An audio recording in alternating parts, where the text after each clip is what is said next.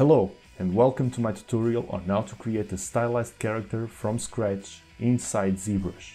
In this series of videos you will find more than 7 hours of training on how I create a stylized detective, up from blocking out with primitive shapes up to the posing stage.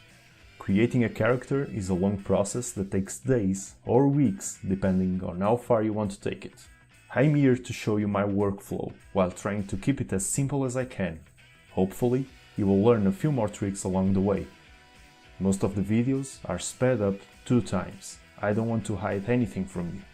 If you still find it hard to follow, don't worry. These videos were recorded with a frame rate of 60 frames per second. You can use any video player that lets you slow down the speed and watch it in real time with great quality.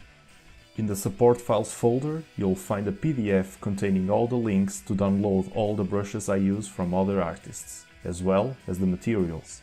There is also an extra video showing the process of how to use IMM fingers, which is a brush I created to speed up the process of creating hands.